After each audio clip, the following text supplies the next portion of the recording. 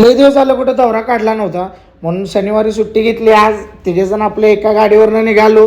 पुढे गेल्यानंतर भाऊ आपलं 4 व्हीलर घेणार होतं, तोपर्यंत धुवायला बसलेला म्हणून काच पुसून घेतली.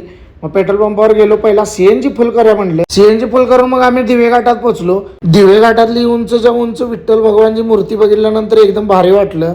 पुढे गेल्यानंतर भूक लागलेली म्हणून मिसळ खाव्या म्हटलं.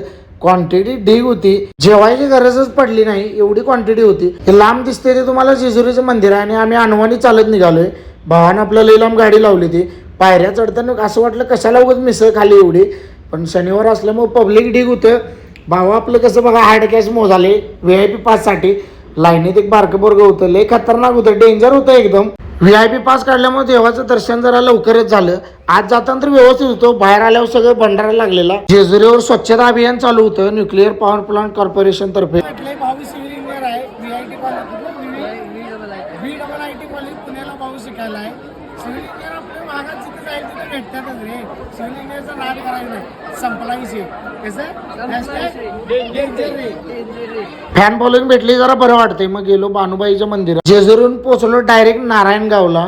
नारायणगावला काही एवढी गर्दी नव्हती, त्यामुळे दत्तगुरूंचं दर्शन व्यवस्थित झालं, मन तृप्त झालं. तिथून बाहेर पडलो तर घाटात हे बघा कशी गाडी आडवी माराल. तर आता म्हटलं धडकते काय, समोरचं जे तुम्हाला डोंगर दिसतोय तो पुरंदर किल्ला आहे. तिथून मग आम्ही पोहोचलो नारायणगावच्या प्रतिबालाजीला.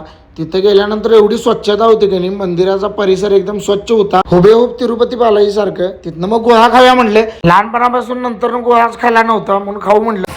पाण्यात बसायसाठी पब्लिकला आतर देणं हे त्याला भ्या लागलेत लय हो, आपण नाही घाबरत. संध्याकाळी जेवण केल्यानंतर पब्लिकला लई लोड झालते. भाऊ आपलं झोपलंय बघा कसं निवांत.